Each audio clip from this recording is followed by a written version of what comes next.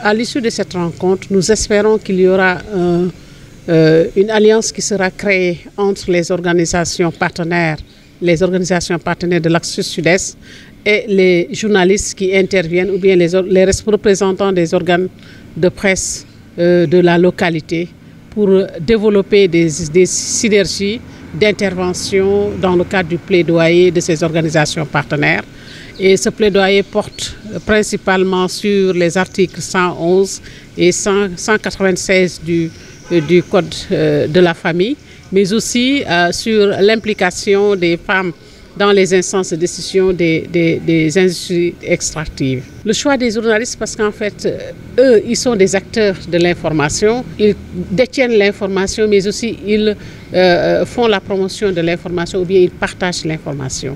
Donc, dans le cadre de la mise en œuvre des activités des organisations, nous avons besoin, surtout au moment où nous sommes en phase de capitalisation, presque en fin de projet, nous avons besoin de toucher les communautés les plus reculées du pays.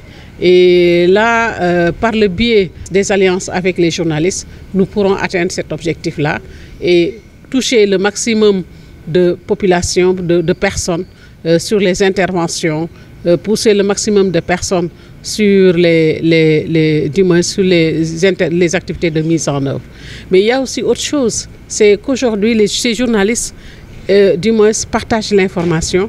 Il y a des concepts, il y a le contenu des articles et parfois n'est pas maîtrisé ou bien certains participants ne détiennent pas ou bien n'ont pas l'information sur le contenu de ces articles-là. Lu bees liñ ci indi mooy boo seetee kuréelu jigéen ñi dañuy am habitude d'accord di liggéey ak journalistes yi waaye li ci bees mooy tey jii daañu taxaw ak journalistes yi waxtaan ak yoon ci yenn jumtuwaay yoo xam ne dafay dem ci àq ak yelleefu jigéen jumtuwaay yoo xamante ni dafay laal code de la famille mu di article 111 ak 196 dafay tax ba ñoom ñu gën a comprendre ñu gën a xam la nga xam ne loolu article yooyu am waaye it lu bees loo xam ne moo am ci dëkk bi te nit ñi di ci coow di ci waxtaan moo di mine ak gaz waaye ñun li ñu ci yitteel moom moo di ñoom journalistes yi ñu mën a comprendre ban taxawaay la ñu war a am pour jàppale jigéen ñi ñoom ñu mën a bokk ci mbir moomu mën a bokk ci lépp loo xamante ne dafay yitteel jigéen ci wàllu pétrole gaz wala aussi jigéen yi nga xam ne ñoo cay yëngu ñoom itam nan la ñuy gën a gisee seen bopp seen àq ak yelleef ñu mën ko ci jël. donc ndaje la boo xamante ni bunt lay doon pour organisation yi ñuy liggéey ak ñoom te ñu nekk fii ci Axe Centre Axe Sud-Sud-Est moo jëm Tamba ba ca Casamance ba ca Ziguinchor jaare Kolda jaare Vélingara ñooñu ñu mën a toog ak journalistes yi ñu wax ñoom lan mooy seen jafe-jafe pour mën a jàllale seen i yitte pour wane seen liggéey ci askan wi nga xamante ne mu nga nekk ca Fongolémi ci askan wi nga xam ne moo nekk Saraya waaye fii Tamba sànq am na kenn ku wax ne d'accord Tamba jege na Dakar wala sore na Dakar. Je vais dire que chaque fois qu'on doit nous former, à chaque fois qu'on doit rencontrer les journalistes, nous avons le même message. Nous participons à ces réunions, à 16h30, c'est fini. Il y a des conclusions, mais malheureusement, il n'y a pas le suivi. Alors aujourd'hui, quand on a interpellé la présidente, elle nous a dit, cette fois-ci, ça va changer. Et j'ai vu même des pas de changement, parce qu'aujourd'hui, non seulement j'ai vu le comité consultatif des femmes être en réunion avec d'autres femmes pour préparer un atelier à part et former en plus les journalistes. Je crois que déjà c'est un pas vers l'avancement. Alors l'autre chose importante pour nous, tout à l'heure, juste après la pause, quand je suis entrée dans la salle, tous les journalistes m'ont dit il faut qu'aujourd'hui qu'on se constitue en association. Il faut qu'on se constitue. Alors quand j'ai dit on va faire les journalistes de Tamba, elles m'ont dit non. Du Sénégal oriental. Et quelques minutes après, les femmes du Sud m'ont dit non, on va faire du Sud et du Sud-Est. Donc déjà, c'est un pas.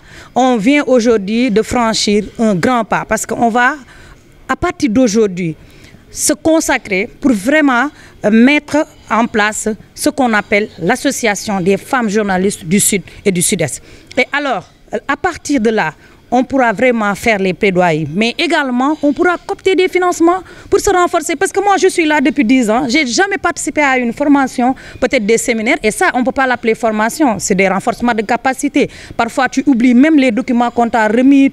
C'est très rarement que tu prends ces tests-là pour les regarder, les revoir. Quand le président a commencé à expliquer, vraiment, depuis 10 ans, nous avons participé à des sessions de formation. Nous avons participé à mais on ne voit pas les choses bouger. Alors, nous avons yéné que ni tay dina am lu changer.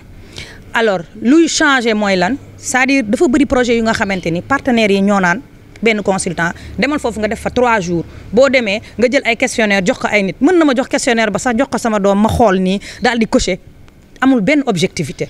Alors ñom nénañu ñom au moins sen projet ni muy financer moy dañ la naan yow demal nga xol lan la jigen ya ca Tamba soxla demal nga xol jigen ya ca Kédougou lan lañu soxla demal nga xol jigen ya ca Casamance lan lañu soxla ngeen defal ñu ab programme defal ñu bilan wu lolu ngeen ñoo jox ñu ngeen ne li ngeen bëgg ñun ñu financer ko ba paré mu am suivi. Donc lolu déjà ben pas la benen bi moy dañ ñu daan dajale rek ci salle ñun journalistes suñu ñëwé ndekki añ dem mais tay au moins gis na ñaari salle lañ jël jigen yi nga xamanteni ñom ñoo soxla ñu jappalé len xam nañu len ñi ngi liggéey ak ñom parce que sank rek le président comité consultatif mi ngi ma naan 8 mars yi ngay couvrir yëpp ñi ñoo ñuy financer.